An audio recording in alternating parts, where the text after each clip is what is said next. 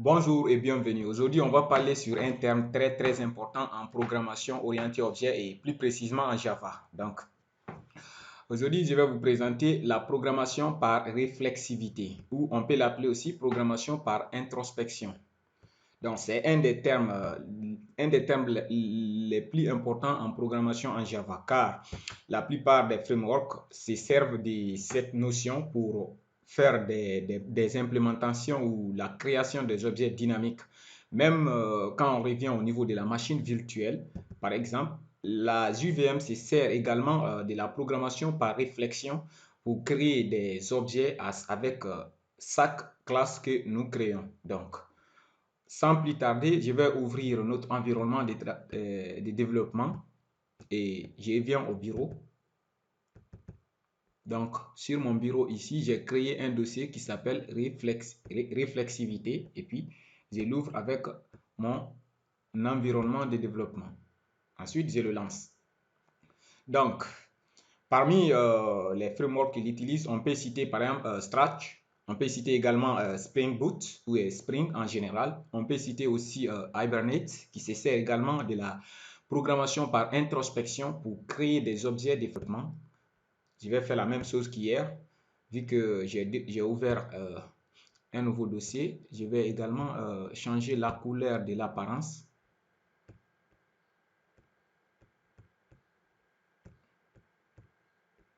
Puis, j'ai choisi cette couleur, puis je l'applique. Comme vous pouvez le constater, on va créer un nouveau projet encore sur cette partie. Je reviens sur Other et puis je cherche Java. Et puis au niveau de Java, je vais dans Java Project.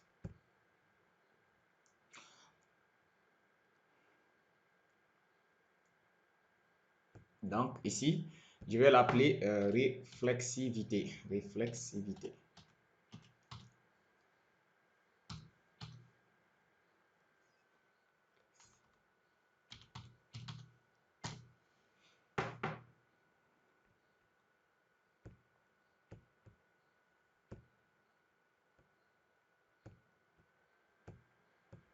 Voilà, notre projet est prêt maintenant. Comme ça, je vais créer comme hier une classe principale qui sera notre porte d'entrée au niveau du projet.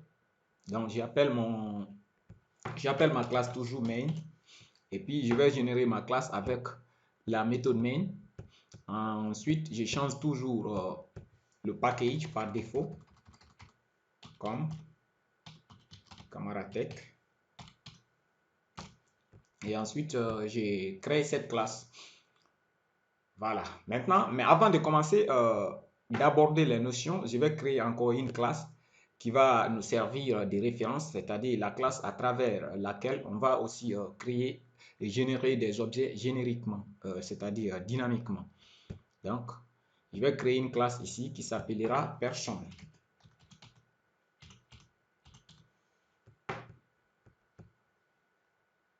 Et je vais essayer d'implémenter cette classe Person ici.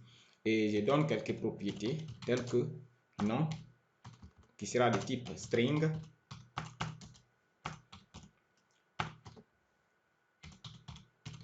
prénom, qui sera de type également string,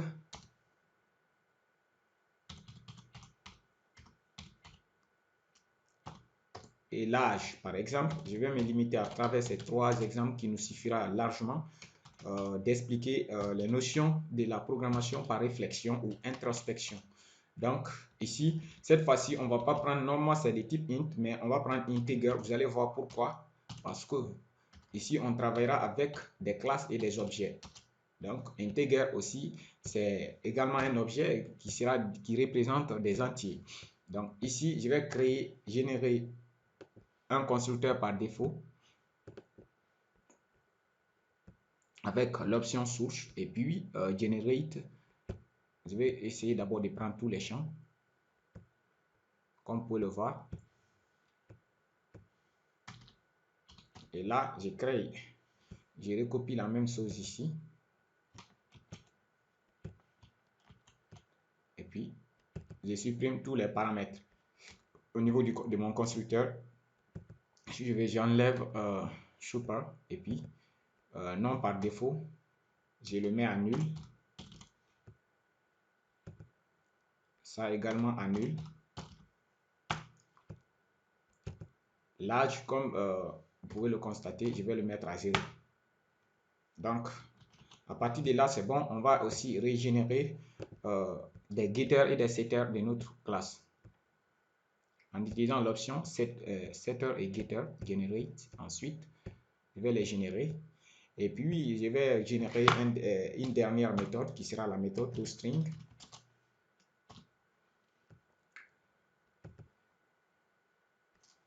Par exemple, ici, on va enlever, on va se servir juste du polymorphisme en enlevant l'autre là. Puis simplement, j'ai dit, je m'appelle, simplement, je m'appelle.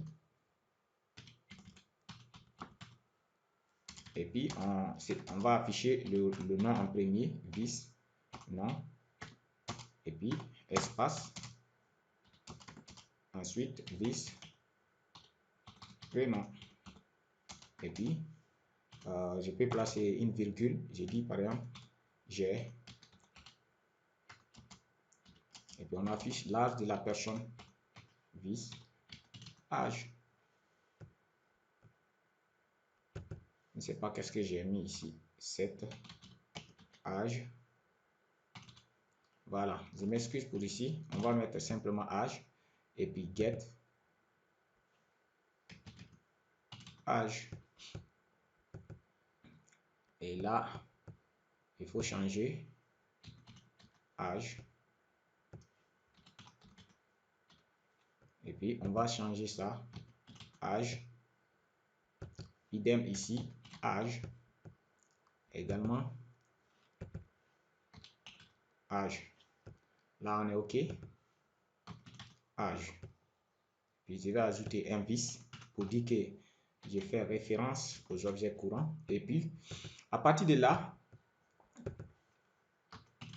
âge, vis, âge.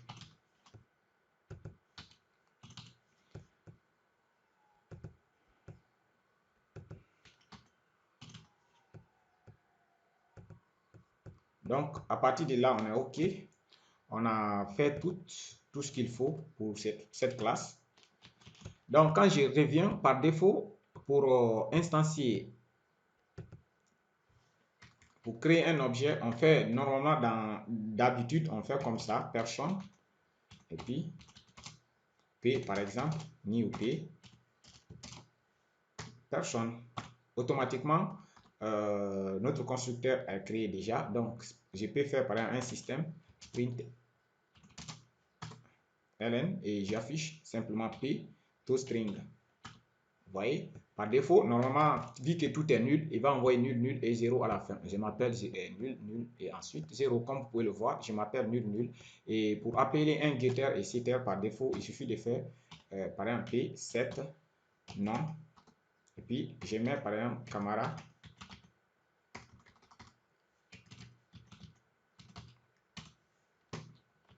Automatiquement, maintenant, la partie nom, ça va changer. Vous voyez, je m'appelle Camara, nul, ainsi de suite. Donc, à partir de là, on est OK.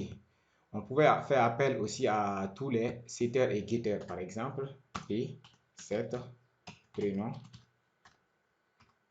Je mets par exemple l'habit, et puis je mets encore set âge, et set âge, et puis je mets par exemple 25.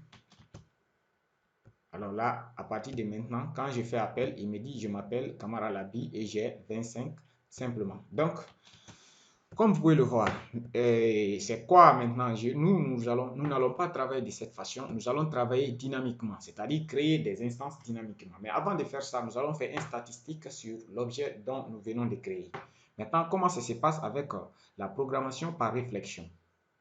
Par exemple, je vais créer une instance en faisant de la sorte. Classe. Et puis, j'appelle pers, par exemple, égale new. Vous voyez?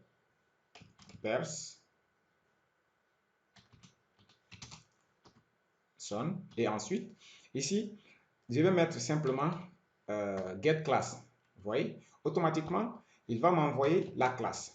Maintenant, je veux comprendre, parce que hier, quand j'expliquais la partie exception, j'ai dit que par défaut, toutes les classes héritent de la classe object en Java. Vous voyez, normalement, quand j'ai créé ma classe ici, j'ai pas mis d'héritage ici. Vous voyez, et quand j'ai fait ici un système println pour voir la super classe de la classe dont nous venons de créer, par exemple, je vais dire la super classe de, par exemple, je fais appel à ma classe pers que je viens de faire créer. Je fais par exemple getName. On a en fait une méthode qui s'appelle getName qui nous retourne le nom c'est-à-dire à partir du package jusqu'au nom. Comme vous pouvez voir la documentation, return the name of entities, class, interface, array class and primitive type. Donc ici par défaut, il va m'envoyer automatiquement comme Camaratech. Ensuite, il m'envoie le nom person parce que ma classe s'appelle person. Vous voyez? Maintenant, quand j'exécute ça d'abord, vous voyez, automatiquement, il me dit que la super classe D comme Camaratech personne. Vous voyez? Maintenant, moi, je vais voir simplement avec quelle classe ma classe là est héritée. A hérité. Je vais dire par exemple est de. Simplement, je mets encore pers. Et puis, j'accède avec la méthode get super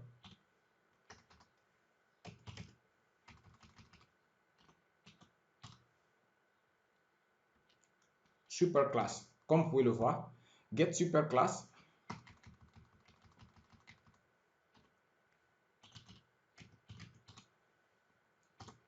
Automatiquement, celui-là va me retourner la super classe, c'est-à-dire la classe, quelle classe ma classe hérite.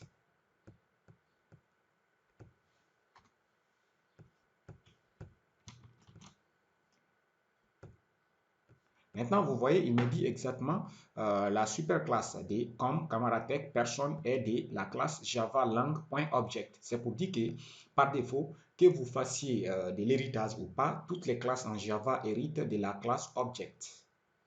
Donc, arrivé là, je vais passer à l'étape suivante. Maintenant, avec cette méthode, je peux essayer d'afficher tous les attributs qui se trouvent dans ma classe. Comme quand nous venons maintenant là dans ma classe, automatiquement j'ai trois attributs, à savoir l'attribut nom, l'attribut prénom et l'attribut âge.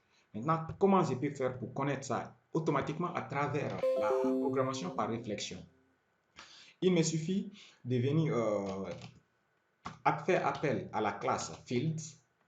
Vous voyez, il me retourne un tableau. Et ensuite, je crée par exemple un tableau d'attributs que je vais appeler encore field avec S ici. Et ensuite, j'ai fait appel à ma super classe qui est pers.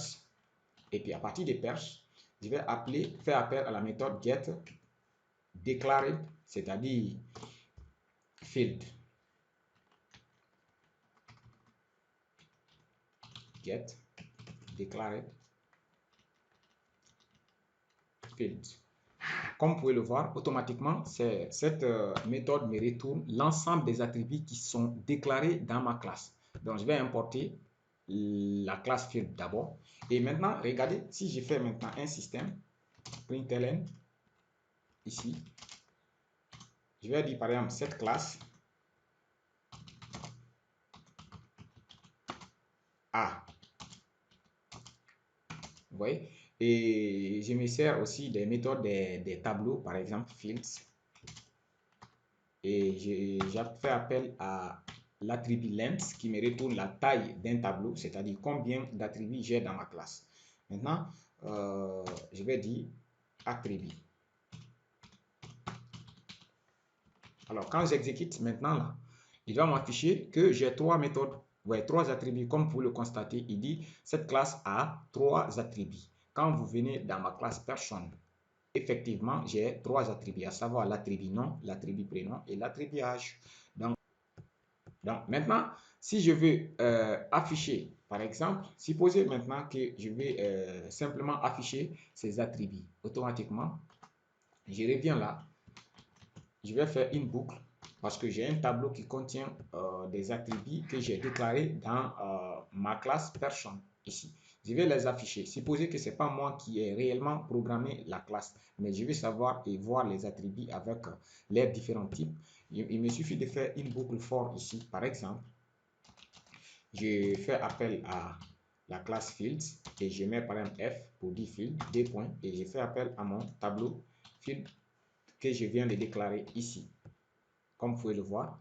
Et là, je mets un accolade. Qu'est-ce que je fais? Je vais faire un système print out. Et là, je vais faire par exemple F automatiquement. Vous verrez que tous nos attributs seront affichés.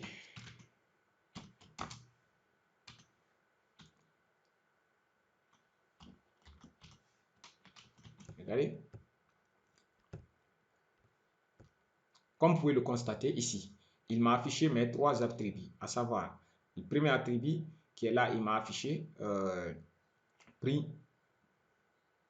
private, Java, lang, string, comme, Camaratech, personne, non, comme vous pouvez le constater ici, parce que mon attribut était de type string. L'autre aussi string, également l'autre c'était de type integer, âge. Vous voyez, il m'a affiché les trois attributs. Maintenant, je peux aussi voir combien de constructeurs j'ai au niveau de ma classe. Pour faire cela, il me suffit simplement de revenir encore, faire appel à la classe constructeur qui se trouve toujours dans Java Lang Reflex. Ici, je vais créer une variable ici que j'appelle par exemple constructors avec S, vu que c'est un tableau. Et puis, j'ai fait appel toujours à ma classe pers, c'est-à-dire à mon objet. Et ici, là, j'ai fait get constructor. Et get constructor aussi est une méthode qui me retourne tous les constructeurs que j'ai déclarés dans ma classe personne. Comme vous voyez ici, quand nous venons ici, j'ai que deux constructeurs. Automatiquement, quand j'essaye d'afficher la taille de mon tableau dont je viens de déclarer, c'est-à-dire le tableau des constructeurs, vous verrez automatiquement que j'ai des constructeurs. Regardez, si je dis cette classe A,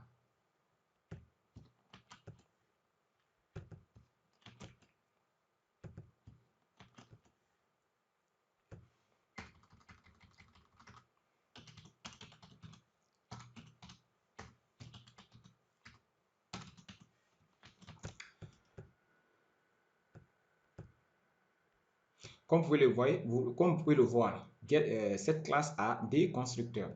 Donc maintenant, je peux faire la même chose ici pour les afficher. C'est-à-dire, je copie cette boucle, et puis là, au lieu de field, je mets encore également constructeur. Et cette fois-ci, je vais faire C au lieu de F. Et j'ai fait appel à mon tableau constructeur que je viens de déclarer ici. Voilà. Et à partir de là, j'affiche mes constructeurs. Vous voyez? Et à partir de maintenant, là, quand j'ai fait, vous verrez les différents constructeurs et leurs paramètres. Regardez, j'ai cette classe a des constructeurs. Le premier constructeur, on a public comme Camaratech, ensuite personne et sans paramètres. La seconde est là avec son nombre de paramètres. Vous voyez? Lang, string, et puis ensuite lang, integer. Donc maintenant, nous savons maintenant comment accéder aux attributs de n'importe quelle classe, que ce soit cette classe ou n'importe quelle autre classe. On peut faire de la même façon. C'est de cette manière que Java, la JVM, travaille pour créer un objet. Lorsqu'on met new et on met le nom de la classe, elle crée automatiquement des objets pour nous.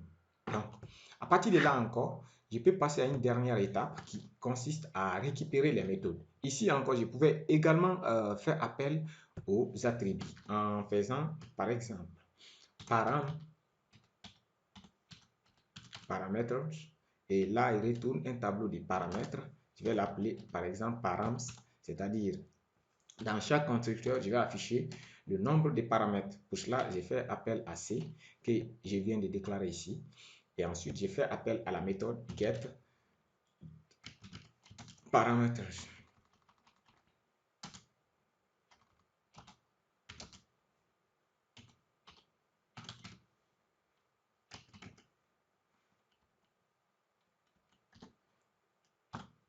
Vous voyez? Et ici encore, je peux faire une boucle ici. Avant ça, je vais importer des Java Reflex ici, Java Lang Reflex. Et je fais encore également une boucle. Et puis, je déclare paramètre ici. Je mets P. Ensuite, je mets params que je viens de déclarer. Params et ensuite, je vais ouvrir.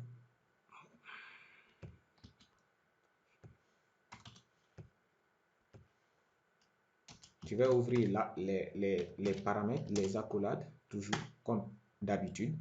Et puis, je mets P. Automatiquement, vous verrez maintenant au niveau de chaque constructeur le nombre des paramètres. Vous voyez, le premier, il n'y a pas de paramètres, c'est pourquoi c'est vide. Mais le second, maintenant, on a ces paramètres. Java Lang, string, Java Lang, arg2, jusqu'à de 0 jusqu'à 2. Ça veut dire que j'ai 3 paramètres dans mon second constructeur.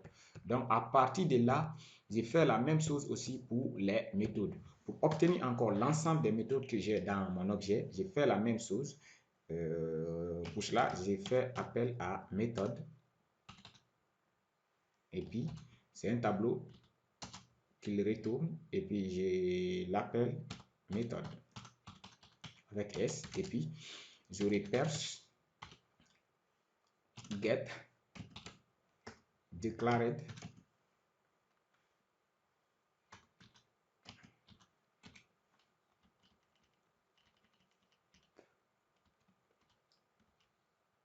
méthode.